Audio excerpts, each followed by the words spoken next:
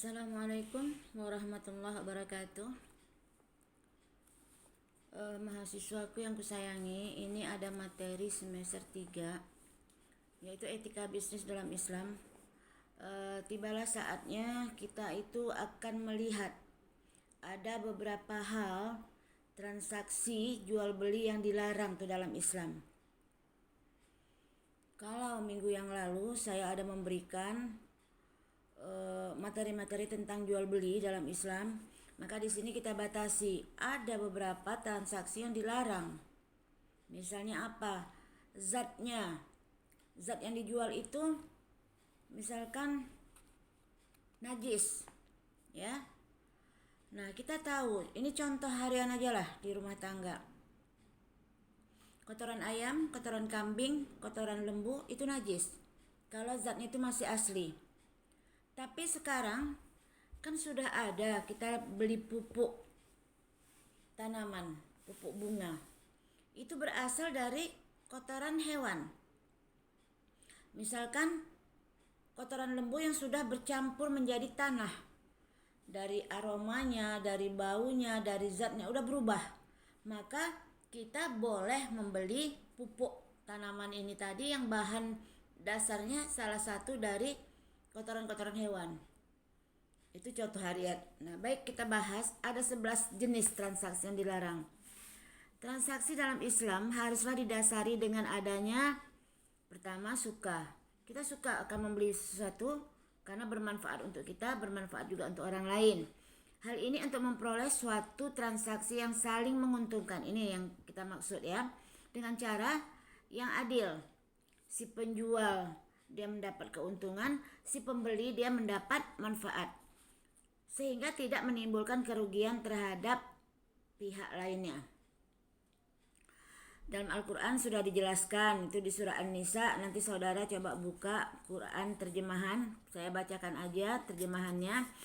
Ya ayyuhallazina amanu, hai orang-orang yang beriman, janganlah kamu saling memakan harta sesama kamu dengan jalan yang batil, kecuali dengan jalan perniagaan yang berlaku dengan suka sama suka di antara kamu. Dan janganlah kamu membunuh dirimu, sesungguhnya Allah adalah Maha Penyayang kepadamu. Nah, suka sama suka, si pembeli ada manfaatnya bila mana barang itu dibeli. Si penjual akan mendapat suatu keuntungan bila mana dia sudah terjadi transaksi jual beli.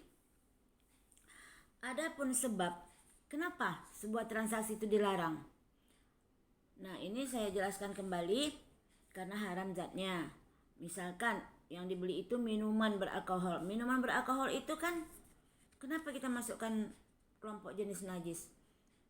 Karena dia membawa mudarat bagi orang yang sudah banyak meminumnya, dia akan pusing kepala, ngomongnya ngawur dan lain-lain sebagainya.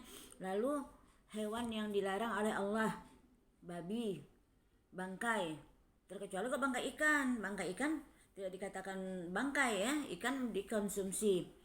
Nah, lalu dan tidak sah akadnya. Kan kemarin sudah kita baca rukun dan syarat yang bisa dipenuhi terjadilah jual beli. Untuk lebih memperdalam lagi jenis-jenis transaksi apa saja yang dilarang dalam Islam. Saya harapkan saudara nanti dengan video ini saudara sambil membuka catatan makalah yang saya kirim ya. Pertama, maisir. Apa arti maisir? Maisir dalam bahasa Arab artinya yasara atau yusra, berarti mudah, gampang ya. Maisir merupakan bentuk permainan yang mengandung unsur taruhan dengan disepakati bahwa pihak yang menang akan mendapatkan hasil dari taruhan tersebut, sedangkan pihak yang kalah akan mengalami kerugian besar karena tidak mendapatkan untung dari permainan itu. Nah, itu seperti orang jual main judi ya. Nah, jenis-jenis maisir yang harus kita hindari seperti mengadu nasib dengan undian. Ini kadang-kadang kita nonton bola aja pengen taruhan ya, siapa menang, ayo kita taruh. Nah, itu termasuk judi, tidak boleh bertaruh dengan uang dan lain sebagainya. Nah, yang berkaitan dengan maisir Allah berfirman juga dalam Al-Maidah, artinya hai orang-orang yang beriman, sesungguhnya meminum khamar. Khamar itu tadi apa namanya ya? Sejenis arak lah. Ya. Berjudi, berhala, mengundi nasib dengan panah termasuklah perbuatan setan, maka jauhilah perbuatan-perbuatan ini agar kamu mendapat keberuntungan ya. Nah, yang kedua gharar. Gharar dalam bahasa Arab juga al-qatar, artinya apa? Bertaruh. Gharar berarti transaksi yang mengandung unsur ketidakjelasan sehingga dapat diartikan bahwa si pembeli tidak mengetahui secara pasti apa yang nanti akan dibelinya, dan bagi si penjual pun tidak mengetahui apa yang dijualnya secara pasti. Jadi buram, nggak jelas ya. Nah, ini nggak boleh. Contoh seperti membeli anak sapi dalam kandungan. Jadi misalkan gini, ada sapi sedang mengandung. Kita beli sapi tadi. Nah, iya, kalau anak yang dikandung sapi ini tadi selamat, maka si pembeli kan mendapat untung. Tapi kalau tidak, nah inilah tidak boleh karena tidak jelas keberhasilannya. Atau membeli hasil pertanian yang belum melewati masa panen tiba. Misalkan kita beli padi di sawah. Padi di sawah ini masih ancamannya sebelum dia runduk ke bawah, sebelum berisi. Dia ancamannya ke depan ada. Misalkan mungkin banjir atau dimakan burung. Nah, ini tidak boleh kita terjadi jual beli seperti ini karena tidak pasti, tidak ada kepastian, itu gharar ya.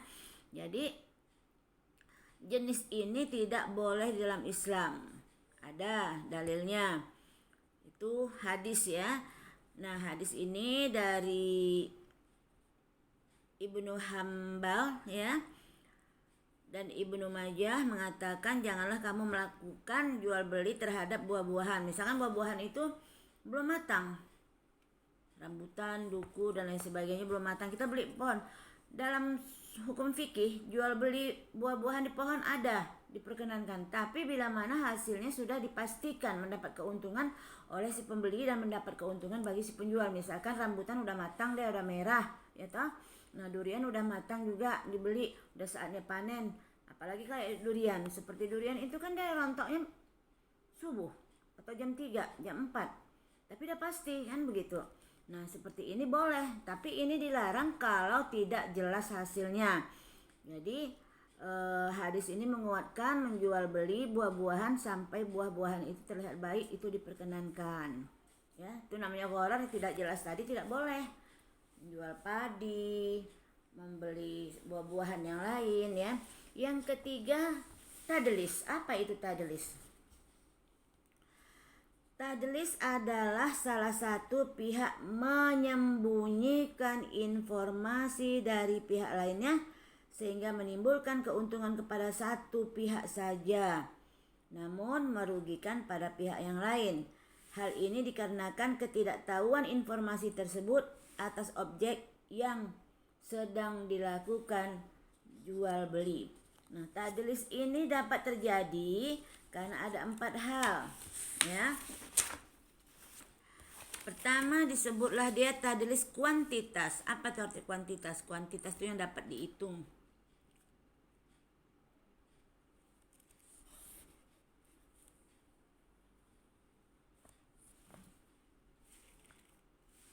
Kita lanjutkan. Kuantitas pedagang di pasar mengurangi takaran timbangan barang yang dijualnya. Ini selalu ini. Misalkan kita menimbang buah jeruk atau duku atau salak dan lain sebagainya. Yang disembunyikannya apa? Takarannya. Misalkan di bawah timbangan kanan kiri kan ada. Nah, tempat yang menyimpan buah-buahan yang akan ditimbang di bawahnya udah dibebani oleh berat besi, berat batu dan sebagainya. Itu dia namanya mengurangi takaran. Yang harusnya 10 on menjadi 1 kilo, ternyata sampai di rumah kita timbang dengan timbangan di rumah manual, ternyata cuma 9 on, maka hilanglah yang 1 on lagi. Itu tidak boleh. Itu namanya tadlis kuantitas dalam bentuk-bentuk hitungan kuantitas deh ya. Ada yang kualitasnya berkualitas lah, kualitas. Misalkan gini, menyembunyikan cacat pada barang yang sedang ditawarkan. Aku mau jual ini, tapi kita tidak mengatakan bahwa barang yang akan kita jual itu ada tanda cacatnya. kualitasnya tidak baik, tapi tidak mau kita menerangkan kepada si pembeli. Nah, ini juga dilarang. Jadi bedakan kalau tadlis kuantitas dalam bentuk hitungan, namanya tadlis kuantitas, dan tadlis kualitas. Dia berkualitas. Ada cacat, diumpetin, nggak ngomong. Ada lagi penipuan harga. Tadlis penipuan harga yang mana itu? Terjadi karena ketidaktahuan si pembeli akan harga pasar. Ini si pembeli dia nggak tahu harga pasar, bahwa yang dihadapinya si penjual itu barangnya lebih mahal daripada tempat yang lain. Itu namanya penipuan harga. Terjadi karena ketidaktahuan si pembeli akan harga pasar, sehingga pedagang dengan sengaja, gua naikin aja, dia nggak ngerti, nggak paham deh harga pasar. Nah, itu namanya penipuan harga. Yang keempat, tadlis dalam waktu penyerahan ya. Misalnya begini, merupakan suatu bentuk penipuan yang dilakukan oleh penjual kepada pembeli atas penyerahan barang yang tidak tepat pada waktunya, memberitahukan alasannya kepada pihak pembeli. Nah, ini pada saat gini, kita beli sesuatu barang, oh ya barangnya belum nyampe kak, barangnya belum, nanti kalau barangnya udah nyampe kami kirim, kan begitu. Nah, pada saat kita kirim, kita serahkan barang tersebut, waktunya beda, tidak sesuai dengan perjanjian. Lalu kita lihat juga yang dipesan atau yang kita mau beli itu tidak sesuai dengan perjanjian. Jadi ada 4 ya, ada 4 namanya tadlis kuantitas, tadlis kualitas, ada tadlis penentuan harga, dan keempat adalah tadlis waktu menyerahkannya tidak sesuai dengan perjanjian. Baik. Nah, ini yang selalu terjadi di masyarakat. Yang keempat adalah riba. Riba itu artinya apa? Riba bisa juga diartikan sebagai mengambil kelebihan yang dilakukan dalam bertransaksi. Dalam hal ini bertentangan dengan syariat. Nah, hal ini sudah tercantum dalam Al-Quran. Itu bisa saudara lihat di dalam surat Ali Imran ayat 130. Di sini Allah juga mengatakan bukan ya ayuhan nas. Kalau ya ayuhan nas artinya apa? Hai kepada manusia ya, hai seluruh manusia. Ini tidak dibatasi ayat ini. Hai orang-orang yang beriman. Ya ayyuhallazina amanu. Hanya orang-orang yang beriman aja. Beriman kepada Allah. Yang 6 itulah. Beriman kepada Rasul, beriman kepada Alkitab, ya, beriman kepada hari kiamat dan lain sebagainya. Nah, di sini ayat dalam surah Ali Imran mengatakan, hai orang-orang yang beriman, janganlah kamu memakan riba dengan berlipat ganda, dan bertakwalah kamu kepada Allah supaya kamu mendapat keberuntungan. Keberuntungan tidak di dunia, tapi nanti di akhirat kita akan mendapatkan keuntungan-keuntungan tersebut. Baik. Jenis riba digolongkan menjadi 4. Ada namanya riba fadl, nanti tersendiri saya buat ya. Ada namanya riba nasi'ah, ada namanya riba qarat, dan terakhir ada juga namanya riba jahiliyah. Nah, yang pertama, riba fadl yakni terjadi pertukaran antara barang sejenis dengan takaran yang berbeda. Antara pertukaran barang termasuk dalam jenis barang ribawi, yaitu harus dibayar sesuai dengan jumlah timbangannya dan kualitasnya. Ingat seperti yang di atas tadi, misalkan seperti kurma, gandum, emas, dan lain sebagainya. Nah, riba nasi'ah lahir sebab adanya perubahan atau perbedaan antara ya yang diserahkan saat ini dengan yang diserahkan kemudian. Nanti saya bahas tentang riba ya. Nah, ini kita lewatkan. Maka yang kelima namanya ghaban. Definisi ini adalah peristiwa waktu itu jual beli di mana si penjual menaikkan harga ya dagangannya di atas harga pasar yang tidak diketahui oleh pembeli. Jadi si pembeli ini nggak tahu harga pasar, si penjual ngerti, wah ini cocok nih bisa kujual lebih mahal. Nah, ini juga dilarang di dalam transaksi jual beli Islam. Namanya ghaban. Ghaban ini dibagi menjadi 2. Ada ghaban qalil, yaitu perbedaan harga dengan barang yang tidak terlalu jauh antara harga pasar dengan harga yang ditawarkan dan masih dimaklumi oleh pembeli. Kalau di sana harganya sekian, di sini harganya sekian, udahlah balik ke sana malas lah, udahlah biarin nggak jauh kok bedanya, itu menurut pendapat si pembeli. Nah, itu namanya ghaban qalil ya. Sedangkan ghaban fahis yaitu perbedaan harga yang signifikan jauh di antara harga barang dengan harga penawaran. Keduanya merupakan jenis transaksi juga dilarang dalam Islam. Baik, yang keenam, riswah. Riswah ialah perbuatan yang memberi sesuatu kepada pihak lain padahal bukan haknya atau juga dikenal dengan istilah suap menyuap. Nah, kita udah banyak ya kejadian di masyarakat. Nah, udah dah beres, nanti pokoknya ada uang fee kan begitu. Nah, itu tidak boleh. Jadi menurut pendapat para ulama ya, perbuatan ini termasuk ke dalam kelompok dosa besar. Hal ini termaktublah dalam Al-Baqarah. Saudara buka nanti Al-Quran ayat 188. Nah, Allah berfirman di dalamnya, janganlah kamu sebagian kamu memakan harta sebagian yang lain di antara kamu dengan jalan yang batil. Dan janganlah kamu membawa urusan harta ini kepada hakim supaya kamu dapat memakan sebagian dari harta benda lain dengan jalan berbuat dosa padahal kamu tidak mengetahuinya. Ketujuh, bai itu artinya jual beli ya. Bai najasi ini artinya penipuan atau memanipulasi permintaan. Tujuannya apa? Untuk meningkatkan omset penjualan dengan cara menciptakan penawaran palsu. Oke, contoh ya. Katakanlah pedagang bekerja sama dengan seseorang untuk berpura-pura menawarkan barang dagangannya dengan harga yang tinggi. Tujuannya untuk memperdaya si pembeli lainnya agar mau membeli dengan harga yang palsu tadi atau bahkan bisa lebih tinggi lagi. Hal ini termasuk dalam kategori penipuan. Artinya apa? Transaksi ini juga dilarang. Kedelapan, ihtikar. Lain halnya dengan bai najasi yang di atas tadi. Ihtikar atau memanipulasi penawaran ini dilakukan sebagai upaya memperoleh keuntungan yang berlipat-lipat dengan cara menjual jumlah barang yang langka ditawarkan dengan harga yang tinggi. Ini jarang dapat nih barang-barang seperti ini, makanya aku tinggikan saja harganya. Itu tidak boleh. Misal seperti ini.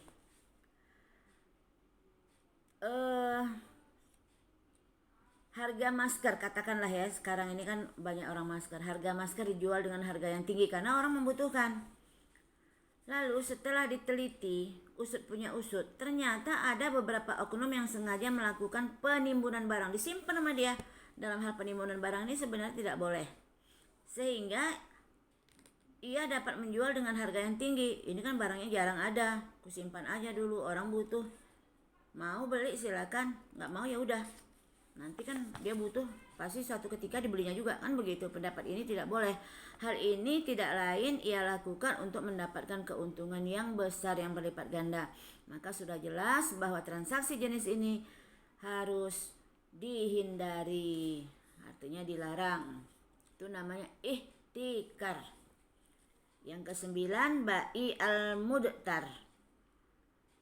Bai al-muhtar identik dengan jual butuh, yaitu dilakukan karena salah satu pihak dalam kondisi yang sangat membutuhkan sehingga tidak menutup kemungkinan bahwa yang kuat mendapat keuntungan yang lebih akan tetapi merugikan pihak yang lain. Ini udah jelas tidak boleh terjadi. Nah, yang ke-9 sudah tadi ya. Nah, yang ke-10 ikrah. Ikrah ini suatu perbuatan yang ditimbulkan dari pemaksa untuk mengerjakan pembuatan yang dituntut oleh pemaksa. Misalnya gini, kita pesan barang, kamu harus jadikan seperti ini, kamu harus buat seperti ini. Ikrah dibagi menjadi dua. Ada namanya ikrah mulji, ialah sebuah paksaan yang dapat menghilangkan kerelaan dan merusak. Ikhtiar itu artinya kita dapat memilih ya pada orang yang dipaksa. Sebagai contoh, seseorang tidak mempunyai kemampuan seperti seorang mengancam yang lain dengan sesuatu yang merusak dirinya. Jadi pemaksaan yang dapat menghilangkan kerelaan akan tetapi merusak ikhtiar pada seorang. Artinya gini loh, kamu harus beli ini, jadi kita tidak dikasih kesempatan untuk memilih, untuk berikhtiar. Kita dipaksanya untuk membeli barang-barangnya. Nah, ini tidak boleh terjadi. Dan yang terakhir, ta'alluq. Ya, jual beli ta'alluq ini cacat, nggak mau ngomong dia.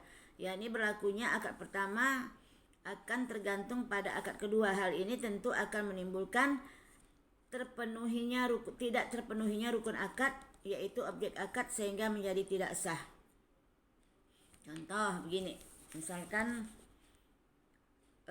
katakanlah nama dia si Bunga menjual tanah kepada si Mawar. Jadi calon pembeli namanya Mawar, calon penjual namanya Bunga, dengan harga sekian. Wajib dilunasi dalam jangka waktu 12 bulan. Ya, mereka transaksinya seperti itu. Dalam 12 bulan ini kamu harus lunasi. Dengan syarat, kata si Mawar, harus membeli mobil. Maksud saya gini, bukan si Mawar ya, si penjual tadi. Kamu harus beli bunga ini berbunga selama 12 bulan ini, ada bunganya kan begitu. Nah, kamu harus beli mobil ini. Harus jelas bahwa akad kedua tergantung dengan dijalankannya atau tidak akad pertama. Inilah yang dinamakan jenis ta'alluq. Jadi mereka terjadi jual beli tapi ada perjanjian, harus ada syarat-syaratnya seperti itu. Baik. Nah, saya lanjutkan tentang cerita tentang riba tadi. Ya, tentang riba tadi. Riba macam-macam. Ya. Kita ulangi, riba berarti menetapkan bunga, ada lebihannya. Jadi kalau bahasa Arabnya riba itu ada tambahan ya, melebihkan misalkan jumlah pinjaman saat pengembalian berdasarkan persentase tentu dari jumlah yang berlaku ya. Misalkan dulu bunganya sekian, kan kita membeli tempo sampai 2 tahun lah katakan begitu ya. Jadi tentu nilai uang pun dah berubah. Lalu begini, persentase ini akan dibebankan kepada si peminjam. Nah, riba secara bahasa bermakna ziyadah. Ada tambahannya, ziyadah, ada tambahannya ya. Dalam pengertian lain, kalau menurut bahasa nih, linguistik, riba juga berarti tumbuh, dia membesar. Makanya kadang-kadang kita minjam uang 10.000, kok ada tambahannya? Nah, sedangkan menurut istilah teknis, riba berarti mengambil tambahan dari harta pokok yang modalnya secara batil. Kita pinjamkan tadi 10.000, tapi saat pengembalian si pemilik uang ini tadi nggak mau dia menerima 10.000, tidak ada artinya, harus ada tambahan. Ya, namanya ziyadah tadi. Sedangkan menurut istilah teknis, saya ulangi, riba berarti pengambilan tambahan dari harta pokok atau modal secara batil. Jadi ada beberapa pendapat dalam menjelaskan riba. Namun secara umum terdapatlah benang merah yang menegaskan bahwa riba adalah pengambilan tambahan, baik dalam transaksi jual beli maupun soal pinjam meminjam secara batil. Oke, baik, kita lanjut pada riba. Dalam pandangan agama apa sebenarnya? Riba bukan cuma persoalan masyarakat Islam, tapi berbagai kalangan di luar Islam pun juga memandang serius tentang riba ini. Artinya apa? Kajian terhadap masalah riba dapat mundur ke belakang, sehingga lebih dari 2000 tahun yang silam masalah riba ini juga pernah menjadi bahasan kalangan Yahudi, kalangan Yunani, ya, bahkan kalangan Kristen juga dari masa ke masa mempunyai pandangan yang tersendiri mereka arti riba. Kita lihat saja contohnya riba dalam Islam. Dalam Islam, memungut riba atau mendapatkan keuntungan berupa riba pinjaman adalah haram. Jelas, ini dipertegas dalam Al-Quran Al-Baqarah 275. Artinya, padahal Allah telah menghalalkan jual beli dan mengharamkan riba. Pandangan ini juga mendorong maraknya perbankan syariah, di mana konsep keuntungan bagi penabung didapat dari sistem bagi hasil, bukan dengan bunga seperti bank konvensional. Makanya kita harus tahu apa perbedaan bank konvensional, apa bank syariah. Nah, kalau bank syariah menurut syar'i, artinya apa? Dia pasti mendapat keuntungan juga, tapi dalam hal ini namanya berbagi hasil. Kalau konvensional, bagi si peminjam dia harus memberikan keuntungan kepada si pemilik. Artinya apa? Kita membayar bunga tiap bulan. Misalkan kita minjam 100 juta, bunganya berapa bulan sekian bayar kan. Nah, pandangan ini juga mendorong maraknya perbankan syariah di mana konsep keuntungan bagi penabung didapat dari sistem bagi hasil bukan dengan bunga seperti bank-bank konvensional, karena menurut sebagian pendapat termasuklah di dalamnya Majelis Ulama Indonesia, bunga bank termasuk di dalamnya kategori riba. Bagaimana satu akad itu dapat dikatakan riba? Hal yang mencolok dapat diketahui bahwa bunga bank itu termasuk riba adalah ditetapkannya akad di awal, di depan pada saat kita transaksi, ya. Nah, jadi ketika kita sudah menabung dengan tingkat suku bunga tertentu, maka kita akan mengetahui, oh iya hasilnya dengan pasti, kan begitu. Berbeda dengan prinsip bagi hasil yang hanya memberikan nisbah bagi hasil. Bagi deposannya dampaknya akan sangat panjang pada transaksi selanjutnya, yaitu bila akad ditetapkan di awal, di depan maksudnya, persentase yang didapat penabung sudah diketahui, maka yang menjadi sasaran untuk menutupi jumlah bunga tersebut adalah para pengusaha yang meminjamkan modalnya. Apapun yang terjadi, kerugian pasti akan ditanggung oleh si peminjam. Berbeda dengan bagi hasil yang hanya memberikan nisbah tertentu pada deposannya. Artinya apa? Maka yang dibagi adalah keuntungan dari yang didapat, kemudian dibagi sesuai dengan nisbah yang disepakati oleh kedua pihak. Contohnya adalah katakanlah 60% dan 40, maka bagian deposan mendapatkan 60 dari total keuntungan yang didapat oleh pihak lain. Kita akan melihat jenis-jenis riba seperti yang tadi saya katakan di atas. Secara garis besar riba dikelompokkan menjadi dua, yaitu riba ada hutang piutang, ada riba jual beli. Riba hutang piutang terbagi lagi menjadi 4, ya. Ada namanya riba qarat, ada namanya riba jahiliyah. Nah, di sini kita melihat sedangkan riba jual beli terbagi riba fadl dan riba nasi'ah. Oke. Kita lihat yang pertama, riba qarat, yaitu suatu manfaat atau tingkat kelebihan tertentu yang disyaratkan terhadap yang berhutang, namanya muqtarid. Ada namanya riba jahiliyah, yaitu hutang dibayar lebih dari pokoknya karena si peminjam tidak mampu membayar hutangnya pada waktu yang sudah ditentukan atau yang sudah ditetapkan. Riba fadl, pertukaran antara barang sejenis dengan kadar atau takaran yang berbeda, sedangkan barang yang dipertukarkan itu termasuk jenis barang-barang ribawi. Nah, yang keempat, riba nasi'ah, penangguhan penyerahan atau penerimaan jenis barang ribawi yang dipertukarkan dengan jenis barang ribawi lainnya. Jadi riba dalam nasi'ah muncul karena adanya perbedaan maupun perubahan atau tambahan antara diserahkan saat ini dengan diserahkan kemudian. Lalu riba dalam agama Yahudi tidak usah kita bahas, ya. Begitu juga konsep-konsep bunga di kalangan Kristen tidak usah kita bahas. Kita akan membahas tentang Islam. Jadi lanjut. Bagaimana perbedaan investasi dengan membungakan uang? Ada dua perbedaan mendasar antara investasi dengan membungakan uang. Perbedaan tersebut dapat ditelaah dari definisi hingga makna masing-masing. Kalau investasi adalah kegiatan usaha yang mengandung risiko karena berhadapan dengan unsur ketidakpastian, maka dengan demikian perolehan kembaliannya pun tidak pasti dan tidak tetap. Nah, membungakan uang adalah kegiatan usaha yang kurang mengandung risiko karena perolehan kembaliannya juga berupa bunga yang relatif pasti di depan. Nah, Islam sangat mendorong masyarakat ke arah usaha nyata dan produktif.